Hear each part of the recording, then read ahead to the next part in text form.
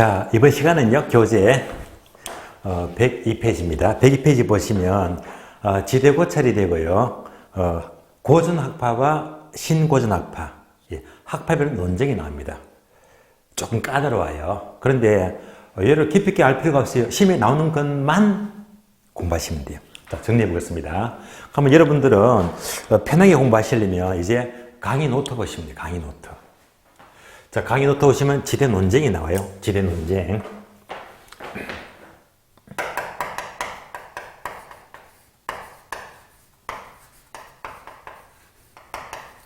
자, 크게 두 가지가 고전학파와 신고전학파예요.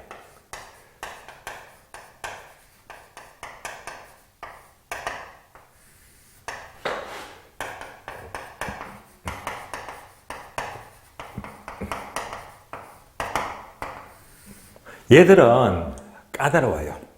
헷갈려버리고. 그럼 여러분들 일단 설명을 들으시고 다음에는 암기하자. 암기하면 편해요. 일단 설명부터 드리겠습니다. 자, 먼저 고등학교는 학자들이 되게 많습니다. 여기 언급하지 않겠는 리카르도, 제본스, 맹거 등등 많습니다. 신고전학파는 학파가 적어요. 그렇다면 우리 학개론에서 신고전학파하게 되면 참고로 여러분들이 많이 들어보셨죠? 알프레드 마샬 정도.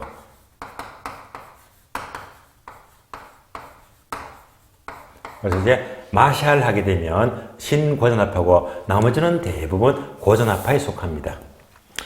자, 그럼 정리합니다. 첫 번째. 자, 두 개 학파는요, 생산 요소를 다르게 봅니다. 생산 요소.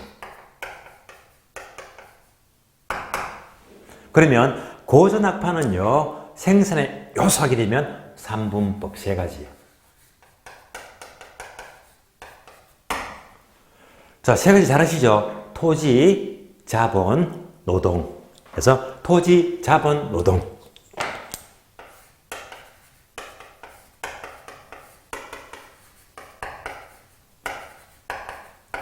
세 가지를 보고 있다. 세 가지. 반면에 신고전학파는 세 가지가 아니고 두 가지다. 두 가지 이분법입니다. 자, 두 가지면요, 이 셋 중에서 뭐가 빠지느냐? 토지가 빠져요. 토지 빼고 자본과 노동. 자본과 노동입니다.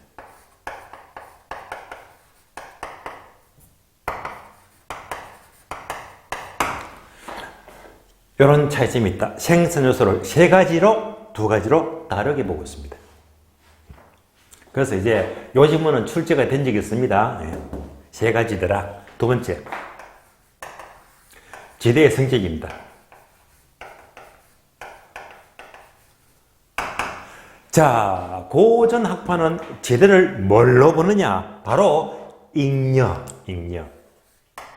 보더라. 잉여는 쉬운 말로 불로소득이죠.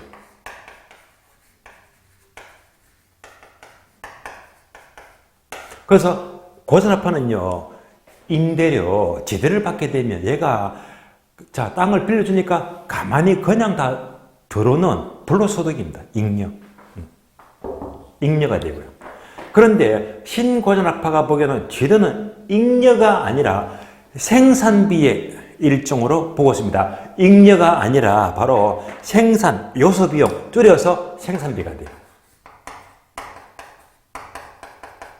그러니까 고전학파는 몽땅 남는 거 잉여로 보는데 신고전학파는 생산비, 비용으로 파악합니다. 생산비로 보고 있다. 아주 큰 차이점입니다. 세 번째, 강조되는 부동산 특성인데요. 그러면 고전학파는 세 가지죠. 토지, 자본, 노동. 그래서 토지도 포함시켰잖아요. 토지를 강조하니까 토지는 뭐죠? 물리적 특성이죠. 다른 말로 토지의 물리적 특성 또는 자연적 특성입니다. 토지의 자연적 특성을 강조합니다. 반면에 신고전학파는 토지가 빠졌잖아. 토지가 빠지면 자본과 노동은 인간은 즉 인간과의 관계, 인문적 특성을 강조합니다. 자, 이런 정도까지만 가볍게 비교하시고요. 그럼 이제 듣는 것도 까다로운데 이걸 또 공부하다 보면 돌아서면 까먹어버리거든요. 그래서 이런 부분들도 빠르게 파악할 필요는 있습니다. 빨리빨리 분석하면 좋아요. 자, 제가 고인모 사이트를 보게 되면 뭐더라? 이거 있죠.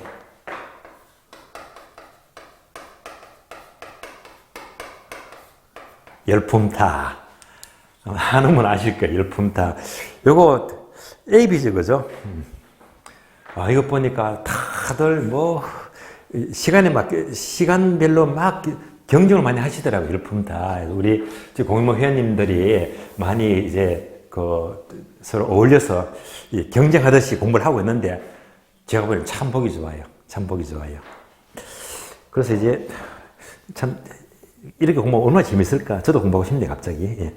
열품타 하게 되면 언뜻 게시글 보게 되면 열품타 우리 방장님이 누구시더라? 황금빛 인생이죠. 그것까지는 기억이 납니다. 열품타의 황금빛 인생 방장님. 또 이제 내 이름은 기영진 님도 계시고 또 누구야? 커피는 반내라 님도 계시고요. 예, 많은 분들이 공부하시는 것 같아요. 참 열심히 아주 보기 좋아요. 그 열품타에 방장하게 되면 그 황금빛 인생님이죠. 자, 혹시 이제 저 강의를 보고 계신지 모르겠지만은요. 만약 보고 계신다면 제가 그냥 질문해 보고 싶어요. 우리 방장님은, 황금빛 인생님은 이제 제가 물어봅니다. 아줌마세요? 아가씨세요? 아가씨입니까? 아줌마입니까? 자, 물론 제 앞에 없으니까 답은 안 나오겠지만은요. 일단 아줌마라고 볼게요. 아줌마다. 여기까지만 묻겠습니다. 그래서 이제 우리 방장님은 아줌마다. 아줌마. 그럼 이제 또 한 가지 더 묻는다면 이제 그 집에 자녀가 몇 학년입니까? 또 묻고 싶거든요. 그 물었을 적에 자, 만약 고3이라고 하게요. 고3. 우리 애는요. 고3이래요. 그래서 우리 집 애는요. 고3이래요. 고3이죠. 우리 집 애는요. 고3이죠. 잉 나왔잖아요. 예. 그래서 우리 집 애는요. 고3이죠. 잉 암기권 됐습니다. 우리 애는요. 자, 이렇게 나왔죠. 고3이죠. 잉 나왔네. 그래서 고3이죠. 잉 하게 되면요. 고전학파는 무엇이다? 고3이죠. 잉 하시면 돼요.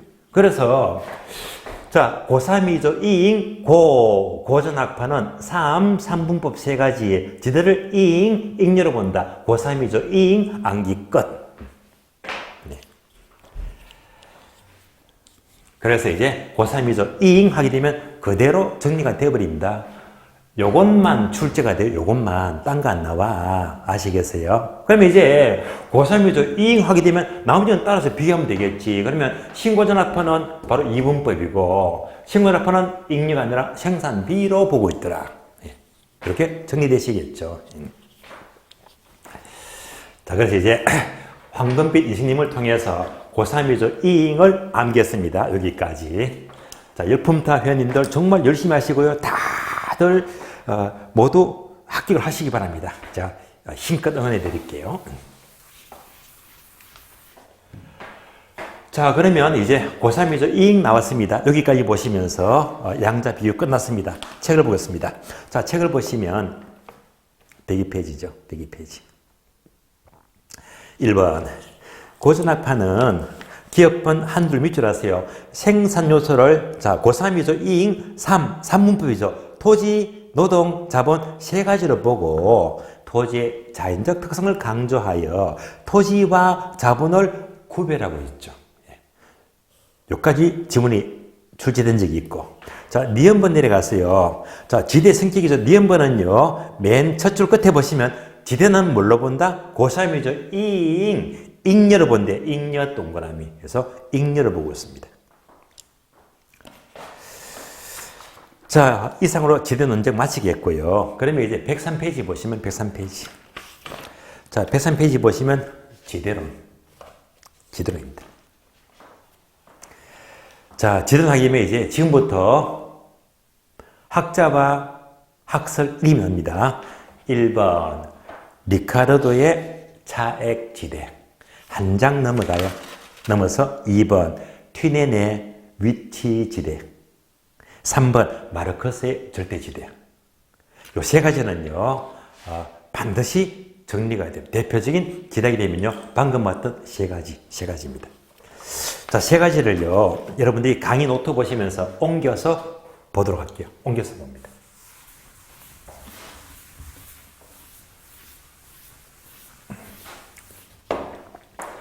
자, 지대론 하게 되면 지대론. 자, 거기 세 가지. 첫 번째. 차액지대.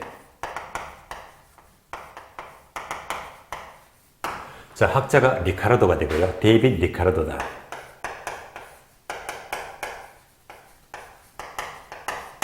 두 번째가 튀넨의 우리 책은 위치지대도 맞는 말인데요. 정확한 표현은 바로 입지교차지대입니다. 입지교차지대.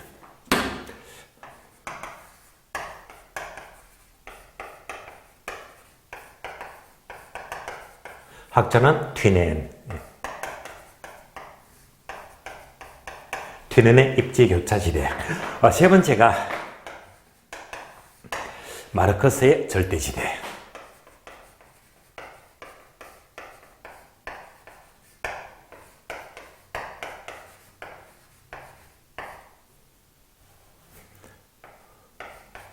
이렇게.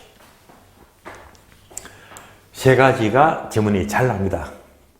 그럼 우리가요, 은행에서 돈을 빌려요.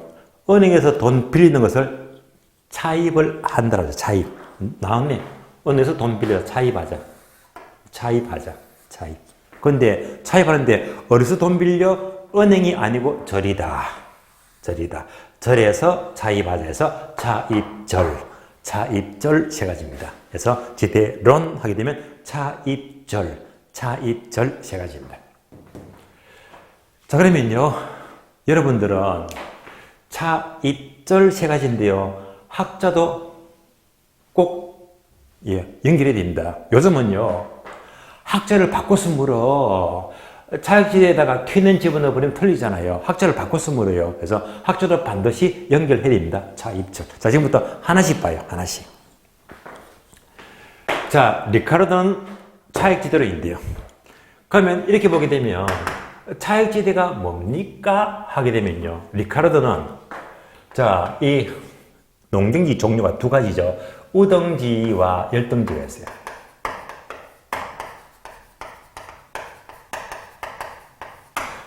자, 우등지는 좋은 땅이고 열등지는 나쁜 땅입니다. 우등지는요, 토양이 좋기 때문에 수확을 많이 합니다. 많이 해요. 열등지는 땅이 나쁘니까 수확을 적게 한다. 그래서 결국 좋은 땅과 나쁜 땅, 우등지와 열등지의 네모 차이. 그 네모가 뭘까요? 적으면서 공부하자. 비옥도. 따라서 비옥도 차이만큼 지대가 발생한다.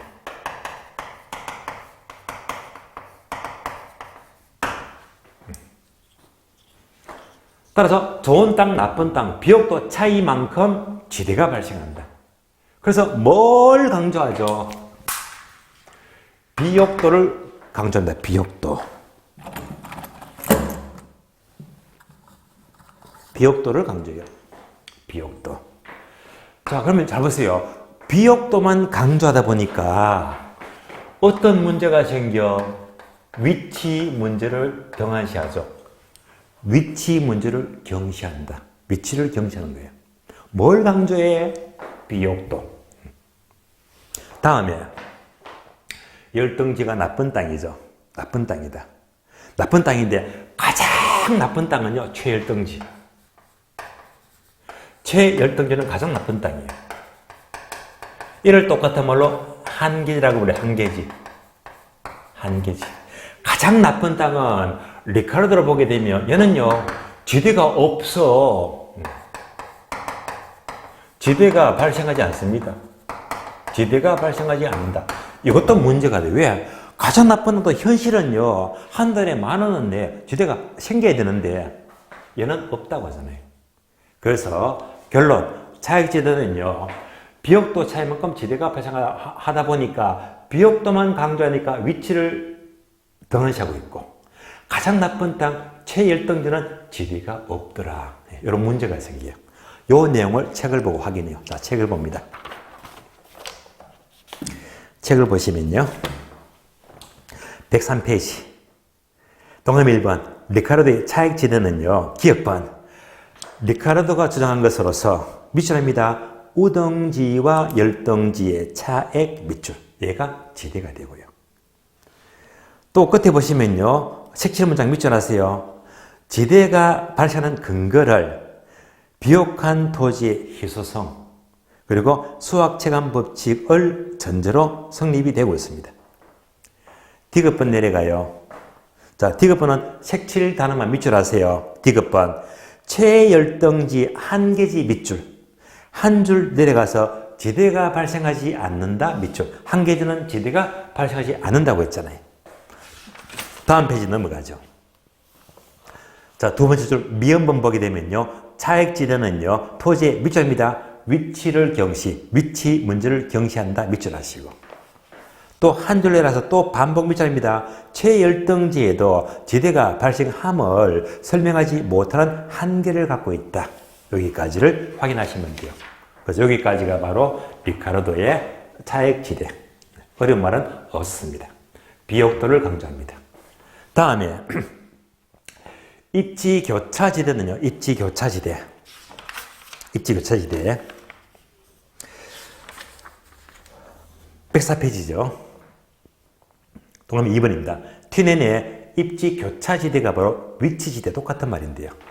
그러면 기억본 보시면요, 튀넨은 어떤 이론? 고립국. 고립국 이론. 자, 고립국이 뭐냐? 고립국은요, 튀넨의 논문이죠. 튀넨이 쓴 논문인데요. 그럼 튀넨이 그 논문에서 주장하는 고립국이 뭐냐게 되는 고립국. 바로 아래 보시면 박스 있죠. 박스 보시면 돼요. 튀넨의 농업일지. 나왔네요. 농업일지. 이걸 말하죠. 농업일지. 자, 농업일지인데 바로 고립국 이론을 바탕으로 하고 있습니다. 그럼 고립국이 뭡니까? 하게 되면요, 자, 그림이 없죠. 그림이 없네요. 그래서 고립국 하게 되면 여러분들이 그림으로 보는 게 좋아요. 그림으로. 자, 그림으로 봅니다.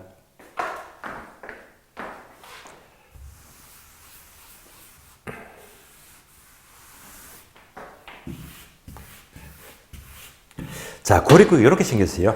고립국.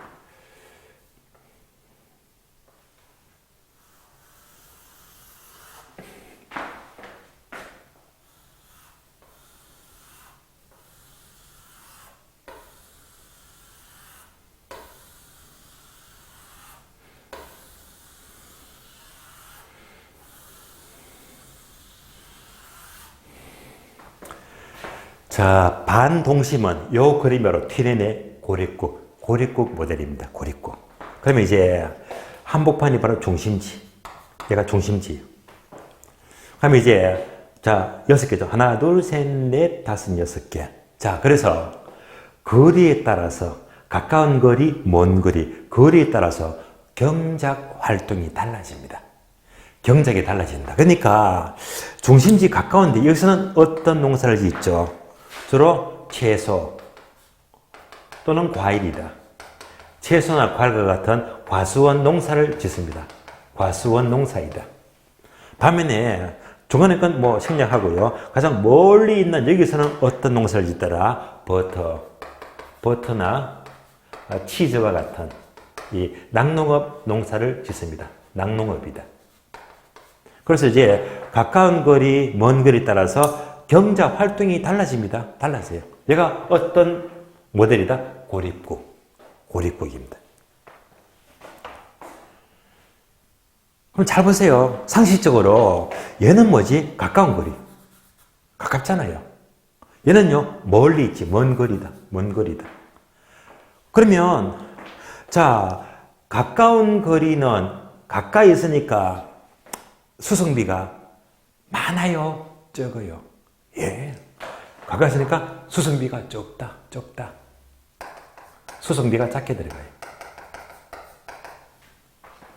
그러면 멀리 있으면 수성비가 많이 들어가죠. 그래서 얘는 수성비가 많이 들어간다.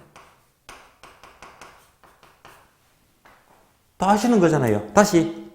자, 가까운 거리는 수신비가 작은 만큼 상대적으로 임대료가 비싸요. 그래서 지대가 높다. 멀리 있는 거리는요, 수신비가 많이 들어가. 그것만큼 상대적으로 지대가 저렴하다. 지대가 낮다. 끝났습니다. 그래서 결국 지대는 뭘 말하지? 바로 수송비 전략분. 그래서 총 매상구에서 별도로 뭐지? 자, 수송비 전략분. 수송비를 뺀 것이 지대다.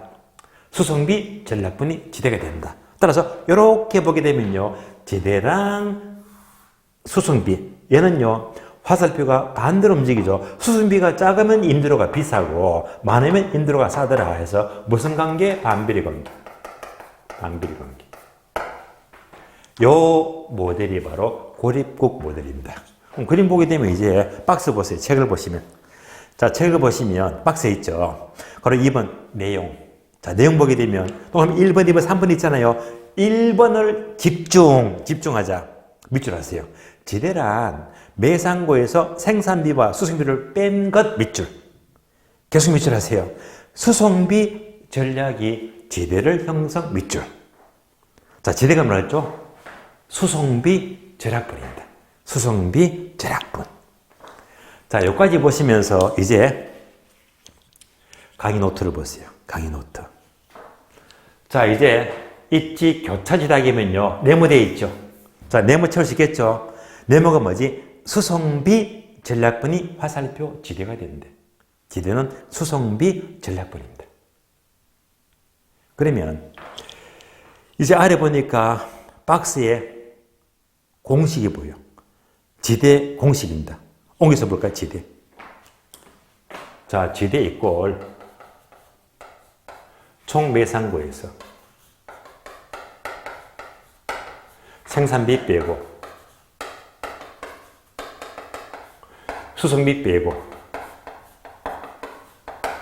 남는 것이 지대가 된다. 얘가 바로 지대 공식입니다. 얘를 알아야 됩니다. 자, 이와 비슷한 계산 문제가 나온 적도 있었고 딱 한 번 나왔어요. 그러면 얘를 알아야지 이 이론을 명확히 이해할 수 있거든요. 그래서 아까 밑줄 그었잖아요. 지대란 총 매상고에서 생산비 빼고 수송비 뺀 것이 지대가 된다라고 밑줄 그었잖아요. 공식화 했잖아요. 그런데 여러분들은 이런 공식에 되게 약하잖아요. 공식이 약하다. 그래서 얘도 공식도 빨리 떠올려보자. 자, 그러면 다시 열품타로 또 돌아갑니다. 열품타. 방장이 누구라고 했죠? 황금빛 인생님입니다.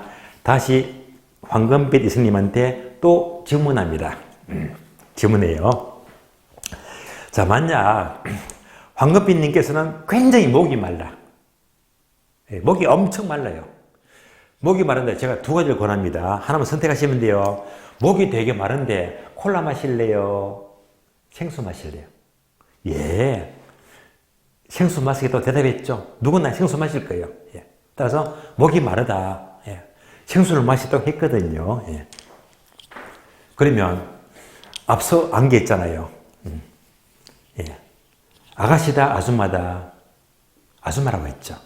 그래서 이제 아줌마에게 물었더니 아줌마는 목이 마를 때 생수를 좋아한대. 아줌마는 생수를 좋아한다. 아줌마를 때는 뭘로? 아지매죠. 아지매는 생수를 좋아한다. 아지매는 생수를 좋아한다. 암기껏. 아지매는 생수를 좋아한다. 아자만 딱 붙여주면 돼요. 아지매는 뭘 좋아해? 생수를 좋아해서 아지매 생수. 아지매는 생수를 좋아한다라고 보시면 이 공식은 까먹지 않을 겁니다. 아짐의 생수 이렇게 암기하시고요. 자, 이제 이렇게 되었을 때 매상고랑 생산면은 일정하대. 일정하다. 얘가 일정해요. 그래서 얘가 일정하다면 이제 얘랑 얘만 움직이겠네. 이렇게 움직이잖아요. 자, 이렇게 보았을 때 만약 수성비, 요 그림 보시면 돼요. 자, 가까이 있으면 수성비가 적지. 그죠? 가까이 있는 그림은 수성비가 적다. 그럼 적은 걸 빼니까, 적게 빼니까 얘는 커지겠지. 답이 나왔잖아요. 다시 멀리 있으면 수성비가 많잖아요. 멀리 있으면 수성비가 많다. 많은 걸 빼니까 얘는 지대는 적어지겠지. 지대는 적어지고 있잖아요. 답이 나왔죠? 따라서 결국 지대란 뭘 뺀 것이다? 수성비를 뺀 것. 수성비 전략분이 지대가 된다. 그대로 나오고 있습니다.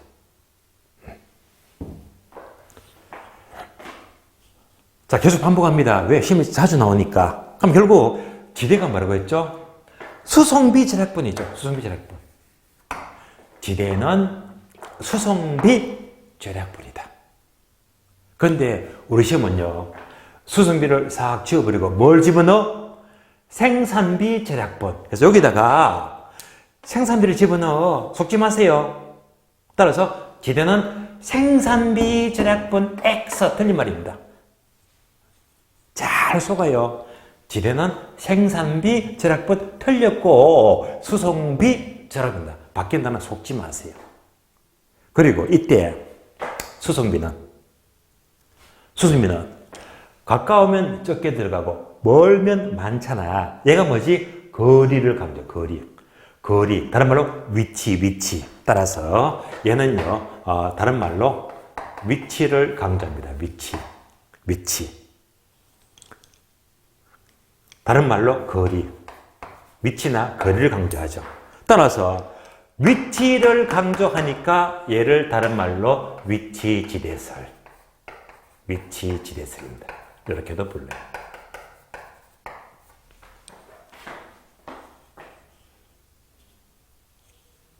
그럼 잘 보세요. 1번, 2번 비교합니다. 다시 1번 올라가서 리카르도의 차액 지대는 뭘 강조하더라? 우등지와 열등지의 비옥도를 강조해. 비옥도를 강조하다 보니까 뭘 소홀히 하더라? 위치 문제를 소홀히 했잖아요. 위치를 소홀히 했는데, 그러나 티넨의 입지 교차지대는 위치를 강조하잖아요. 위치를 강조하면서 여기서 위치를 소홀히 한 문제점을 여기서 해결하고 있습니다.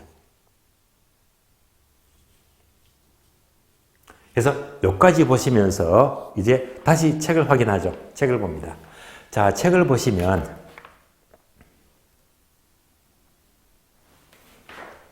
2번이죠. 티넨의 위치지대란 기억본 보시면 티넨의 고립국 이론을 바탕으로 했다. 그림 그려져 있죠. 그러면서 네 번째 줄 보시면 자, 색칠 문장이 있죠. 수성비 절약이 지대해야 된다. 수성비 동그라미, 수성비. 적어서요. 수성비 여백에다가 생산비 X 적어주고 생산비 절약분 틀린 말입니다. 속지 마시고요. 수성비 절약분입니다. 그리고 니은본 보시면요. 티넨의 이 이론은요. 이어서 버젯의 동심을 이론이나 알론소의 입찰지대론에 영향을 미치고 있다까지도 가볍게 확인하시고 자, 디귿번은요. 자, 빼고 공식이 쭉 나오죠. 바로 이겁니다. 아짐의 생수 이 공식입니다. 아짐의 생수 이 공식을 말이에요. 자, 이상으로 티넨의 위치지대 또는 입지교차지대를 마치겠습니다. 다음에 세 번째 마르크스의 절대지대는 책을 먼저 봐요. 책을 보시면 자, 3번 있죠. 3번 마르크스의 절대지대는 책부터 먼저 할게요. 기억번 지대는 밑줄 하세요. 토지 소유자가 토지를 소유 밑줄 토지를 소유하고 있습니다. 따라서 한 줄 내려가서 또 밑줄입니다. 최열등지 괄호 한 개지에서도 지대가 발생한다 밑줄. 이 두 가지만 아시면 돼요. 그러면 이제 설명을 드리겠습니다.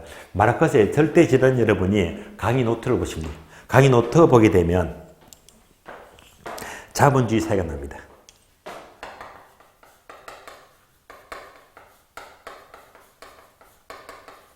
자, 여러분도 잘 아시겠지만은 자본주의 사회에서는 무엇이 인정이 돼요? 사유재산제도. 사유재산제도가 인정이 돼요. 그러면 여기서 네모. 자, 네모가 키워드입니다. 요걸 쓰면서 익히자. 뭘 쓸까요? 사유재산제도 하에서는 바로 토지 소유자가 요구를 합니다. 예. 토지 소유자가 요구하는 만큼 절대적으로 지대가 발생한대. 지대가 발생한다. 자, 소유자가 요구한대. 자, 위에 보세요. 우등지는 좋은 땅이죠.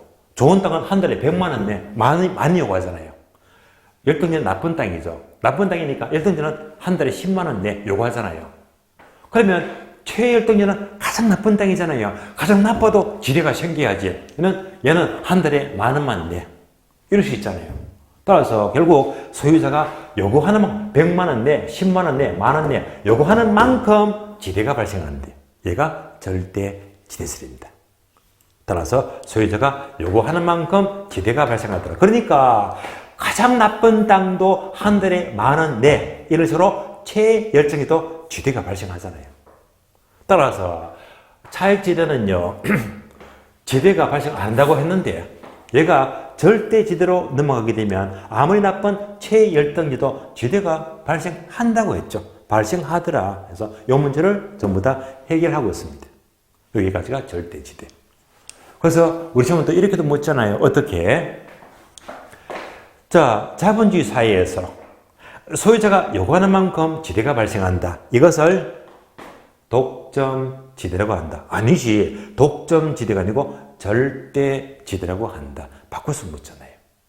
자, 이상으로 세 가지 차입절, 세 가지 가장 기본적인 지대론, 빈출, 자주 나오는 지문들입니다. 여기까지 보시고요. 자, 이어서요. 이어서.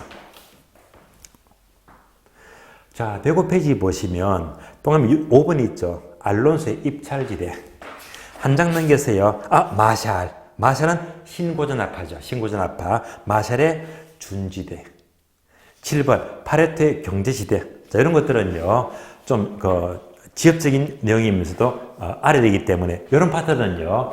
일단 오늘은 굵직한 내용도 다 하시고 방금 봤듯이 입찰지대, 준지대 또는 이제 경제지대 이런 것들은요. 다음 과정 5월 달에 차근차근 한 번 더 설명해서 전부 다 완성을 하도록 하겠습니다. 지도론 여기까지 보도록 하고요. 자, 그러면 이제 다음 차트가 109페이지. 자, 109페이지 보게 되면 네모 3번 도시 공간 구조. 또 나왔죠? 자, 이 도시 공간 구조는 따로 뭘 보자? 1월달, 2월달, 15강. 설명 다 들었습니다. 동선다. 기억나시죠? 동선다 세 가지는요. 1월달 강의 그대로 참고하시면 되겠습니다. 자, 그럼 이제 두 장 더 넘어갑니다. 두 장 넘어가니까 113페이지 네모 4번 입지로입니다. 자, 입지로는요. 바로 1번 개념 X. 개념은 요거잖아요. 시험에 안 나와. 입지 선정은요. 용지를 찾거나 용도를 찾는 것이라고 패스 넘어갑니다. 넘어가고요. 바로 2번 입지 중요성 X 넘어가도 괜찮아요. 그럼 지금부터 뭡니까? 요거 농업입지, 공업입지, 상업입지. 그럼 볼까요? 농업입지는 앞에 설명했죠. 요거 농업입지. T내내 농경지 지대로입니다. 그래서 농업입지 하게 되면 아지매 생수까지 공식을 암기시켜 드렸고요. 얘가 농업지대가 농업입지가 되고요. 다음에 공업입지는 이제 지금 설명을 할 겁니다. 설명하는데 상업입지는요. 상업입지는 1월달에 14강, 15강 예, 설명을 다 드렸잖아요. 그래서 지난 과정 14강부터 15강을 참고하시면 되겠습니다. 오늘은요. 공업입지만 보도록 합니다. 공업입지. 그래서 114페이지 고려서 한번 공업입지가 나와요. 자, 공업입지는 학설이 두 개밖에 없어요. 두 개만 공부하시면 돼요. 맨 밑에 동그라미에서 한번 배버의 최소 비용이론 여기다가 별표 하시고 요거 집중하시고요. 자, 한 장 넘겼더니 첫 줄, 동그라미 4번에 있죠? 레슈의 최대 수요율은. 이 두 가지만 아시면 돼요. 베이버와 레슈입니다.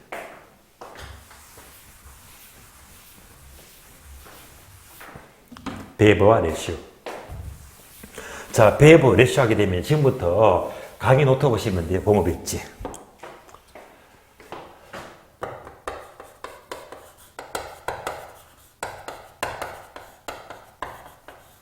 자, 첫 번째가 베이버.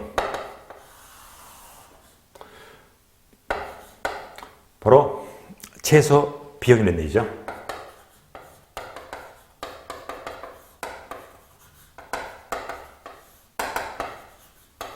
자, 두 번째가 레시오의 최대 수율입니다.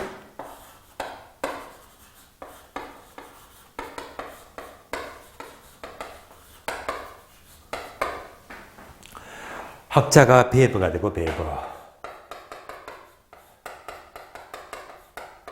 레슈다. 둘 다 독일 학자고요. 그러면 이제 베이버의 최소 비용은 자, 최소 비용. 자, 비용이 나왔으면요, 비용. 얘는 뭘 말하죠? 비용. 바로 공급을 강조, 공급 측면입니다. 공급 측면에서 공장 입지를 강조합니다. 그래서 베이버는 공장의 입지는요, 항상 공급 측면에서 비용이 가장 적게 들어가는 지점에서 공장을 짓자 이 말입니다. 근데 이제 이것을 비판하죠. 비판하면서 레슈는 너 잘못 생각해서 공급이 안 중요해. 나는 수요가 더 중요해. 수요 낮죠. 그래서 수요 측면을 강조합니다. 그래서 공장 입지는 비용이 아니고 공급이 아니고 수요가 가장 많은 지점에다가 여기다가 수요가 가장 많은 데다가 공장을 짓자. 근데 우리 시험은요, 얘는 시험에 거의 안 나옵니다. 약해요. 그래서 공업 위치는 얘만요 별표하시면서 얘만 집중적으로 보시면 돼요. 참고로 이런 것도 학설하고 학자가 되게 막 연결이 안 돼요. 헷갈려 버리고 그렇다고 또 어거지로 안 갈 수도 없고요. 그래서 이제 이런 단어들은요 편하게 이제 대칭하시면 대칭해서 구분하자. 자, 베이버 하니까 비업자가 나오네. 비업자가. 베이버는 비업이다. 레슈는요 시어자네. 시어자가 나와요. 자, 베이버는 비업이니까 최소 비용 비업자에서 비업선 비업이다. 베이버는 최소 비용. 다음에 레슈는 시어시죠. 시어시니까 시어자가 나와. 시어자. 그래서 레슈는 최대 수요, 시어선 시어시다. 그래서 비업선 비업, 베이버는 최소 비용, 시어선 시어, 레슈는 최대 수요. 이렇게 연결하시면 돼요. 그래서 이제 얘는 큰 의미가 없고요. 그래서 베이버를 중심으로 보겠는데 베이버. 자, 그래서 이제 잠시 여러분이 다시 기본서를 잠시 봐요. 책을 보시면 이렇게 나옵니다. 책. 자, 책을 볼까요? 114페이지 맨 밑에 보시면 베이버의 최소 비용. 기업번 개요. 자, 개요는요. 오른쪽 페이지 넘어가니까 세 번째 줄 있죠. 부터 밑줄입니다. 베이버의 3대 주요 인자는 수송비, 노동비, 집적 이익을 말한다. 세 가지 기억하시고요. 이 셋 중에서 수송비를 가장 중요하게 봅니다. 자, 요거 설명해 드릴게요. 3대 인자. 자, 그래서 이제 강의 노트 보시면 돼요. 강의 노트 보시면 3대 인자가 나오죠. 세 가지. 자, 그래서 세 가지가 1번, 2번, 3번입니까? 그렇지. 1번 수송비. 두 번째가 노동비.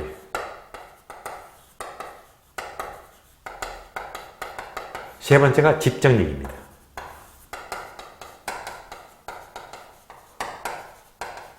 이렇게. 자, 분석합니다.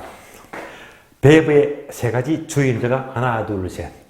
요 중에서 뭘 가장 강조했다? 수송비. 얘를 가장 강조해요. 그러면 우리 시험은요, 지문을 살짝 바꿔서 물어. 자, 문장 바꿔볼까요? 베이버의 세 가지 주인자는 수송비, 노동비, 집적력이 있는데 그 중에서 집적력을 가장 강조한다. X. 틀렸잖아요. 집적력이 아니고 수송비를 가장 강조합니다. 다시.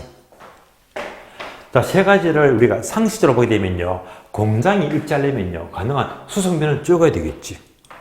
이런 적은 게 좋은 거잖아요. 노동비도 적어야 되겠지. 얘도 적어야 됩니다. 반면에 집적력은 많을수록 좋은 거잖아요. 이럴 때 바로 최적의 공장이 입지가 됩니다. 되시겠죠, 이렇게.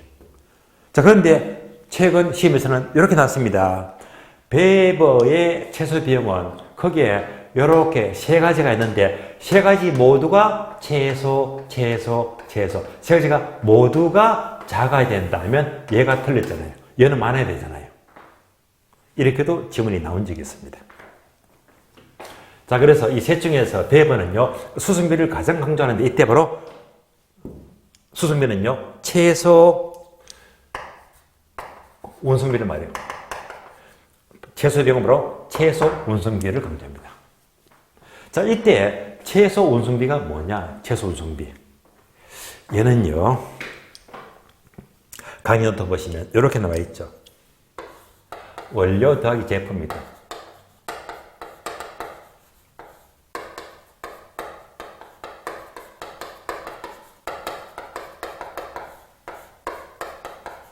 이렇게 납니다. 원료 운송비하고 제품 운송비 합이 가장 적은 데가 최소 운송비입니다. 그럼 얘가 뭘 말하느냐? 자, 간단히 그림으로 볼까요? 그림으로. 자, 이런 그림 한번 돌려봅니다. 그림요. 자, 삼각형. 얘가 바로 배버의 입지 삼각형인데요. 자, 이런 그림에서 자, A 원료지요. A 원료. 다음에 B 원료지요. 그러면 A, B 원료를 서로 가공을 해서 제품 만들어요. 해서 C는 제품이다. 제품. C는 제품이다. 이렇게 보았을 적에 공장을 여기가 좋을까 저기가 좋을까 어디쯤 공장이 가장 좋을까 했을 때 이렇게 봅니다. 만약 여기다가 공장 짓게 되면 여기서 A 원료를 운반합니다. 얘가 바로 스몰 A가 바로 A 원료를 운송한다. 바로 원료 운송비를 말해요.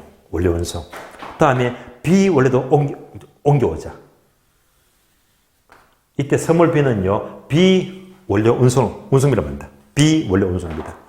A 재료와 B 재료를 섞어서 제품 만들었죠. 이 제품을 또 C로 운반해야지. 얘를 또 이렇게 운반하자. 스몰 C. C는 바로 제품 운송비죠. 그러니까 이제 원료 운송비는 A하고 B를 말해요. A하고 B를 말하고 제품 운송비는 C를 말해요. C를 말해요. 이걸 다 합친 것이 최소인 지점에다가 공장을 짓자 이 말입니다. 자, 그러면서 화살표 나죠. 화살표. 자, 화살표가 뭐냐면요. 이렇게 메모되어 있죠. 원료 지향형 입지하고요.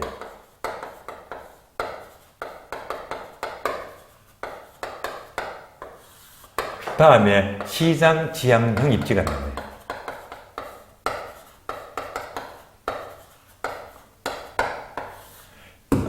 얘를 알아야 됩니다. 배분은 여기까지 공부해야 됩니다. 그래서 얘가 잘 나와요. 그럼 이제 얘를 어떻게 공부할까? 요거 공부하는 게 우리 책은요. 기본서를 한 장만 넘겨주시면 돼요. 한 장만 넘겼더니 116페이지부터 117페이지까지의 설명입니다. 자, 요거 보기 전에요. 여러분들은 강의 노트 보시면서 먼저 자, 설명을 들은 다음에 책을 보겠습니다. 그러면 이제 원료 입지가 뭐냐? 시장 입지가 뭐냐? 그럼 이제 얘를 보기 위해서는요. 자, 이 그림 볼까요? 자, 공장을 여기다가 안 짓고 만약 공장을 여기다 지어요. 그럼 이건 뭡니까? 원료 지향형 입지가 됩니다. 원료 입지. 뭐 공장을 여기다가 짓기면요. 제품 가까운데 공장을 지었잖아요. 얘가 바로 시장 지향령 입지입니다. 그래서 이쯤 짓게 되면요, 원료 지향령 입지가 되고, 제품 가까운데 여기서 짓게 되면 바로 도시 근처죠. 이때는 뭐가 된다? 시장 지향령 입지가 돼요. 그래서 이런 것들을 따져보자. 첫 번째.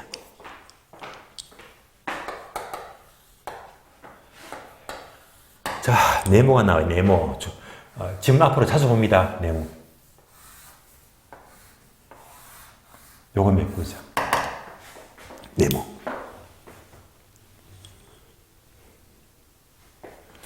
먼저 얘는요, 보편 원료가 되고요. 얘는요, 바로 국지 원료가 돼요. 국지 원료다. 보편 원료가 많으면 시장 입지가 되고요. 국지 원료가 많으면 원료 입지가 된다. 이거 구별하자. 첫 번째, 보편 원료가 뭡니까? 제목 그대로 어디에서나 보편적으로 쉽게 구할 수 있는 원료다. 쉽게 구한데 어떤 게 있죠? 쌀과 같은 곡물이 있죠. 쉽게 구하잖아요. 또는 물이 있다. 이런 것들은 쉽게 구하죠. 쉽게 구하니까 시장 근처, 도시 근처, 시장 근처에다가 공장 지으면 되거든요. 따라서 보편 원료가 많으면 도시 근처 시장 입지가 되고요. 반면에 국지 원료는요, 어디서나 쉽게 못 구해요. 반드시 특정 장소에서 구해야 됩니다.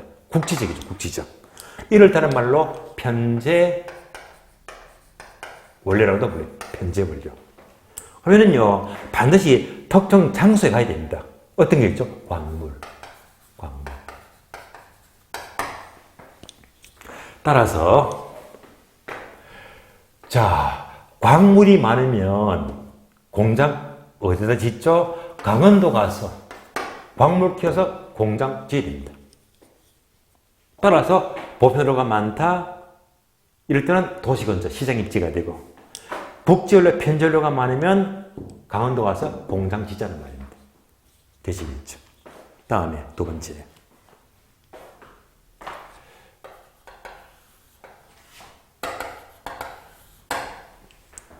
두 번째는요, 중량,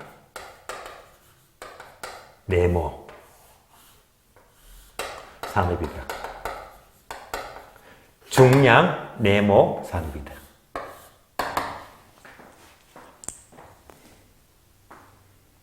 자, 얘가 뭐냐, 얘가. 바로 중량 감소 산업입니다. 얘는요, 중량 증가 산업이다. 얘도 꼭 알아야 됩니다. 그러면 중량 감소 산업이 뭡니까? 예를 들어 볼까요? 중량 감소 산업은 예를 들면 원료의 무게하고요, 제품의 무게를 비교합니다. 제품의 무게를 비교하죠. 예를 들면요, 여기다가 시멘트 공장을 넣어봐요. 시멘트 공장이다. 자, 시멘트 하게 되면요, 결국은 한 포대 시멘트 제품을 한 포대 만들기 위해서는요, 이보다 훨씬 많은 이 많은 원료를 가공시키니까 이렇게 한 포대 시멘트가 나오더라. 현저하게 원료가 무겁죠. 제품이 이렇게 중량이 줄어들었네. 그래서 중량 감소 산업이다.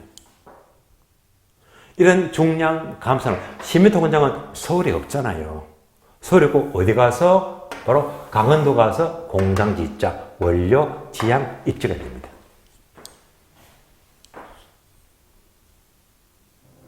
이어서 중량 증가 산업은 거꾸로죠, 거꾸로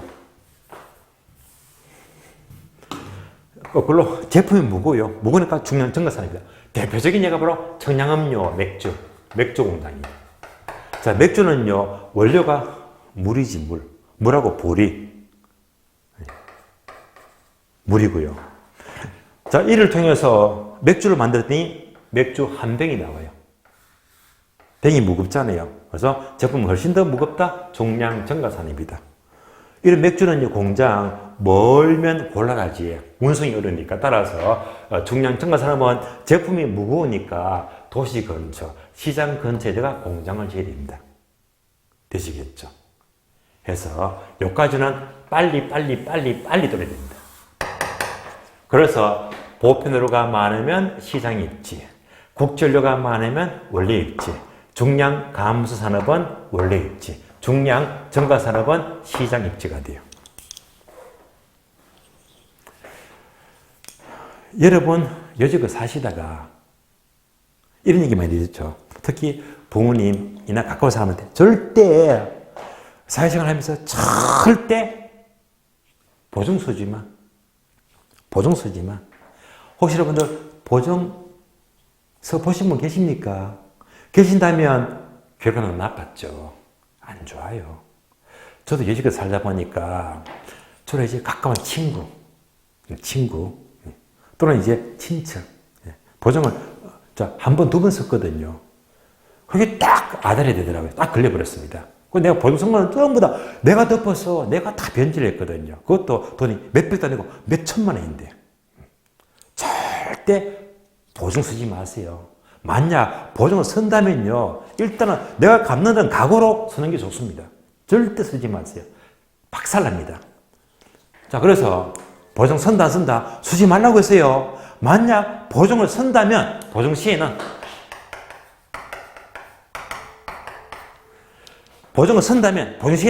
이익이 많다, 불이익이 많다. 왜 불이익이 많지? 따라서 보증 시에는 불이익이 많다, 불이익이. 어떤 불이익? 국가원에서 감사가 나온대. 국가원에서 감사 조졌네요. 보증을 서게 되면 보증 시에는 국가원에서 감사가 나와 조져버렸습니다. 국가원에서 감사가 나와. 이렇게 암기하시면 돼요. 따라서 보증 시에는 나왔지. 보증 시에는 나왔죠. 다음에 국감에서 감사가 나와 국감원. 그래서 국감원. 이렇게 바로 떨어집니다. 보증시 국감원입니다. 따라서 보증시 하면 뭐지? 시장입지.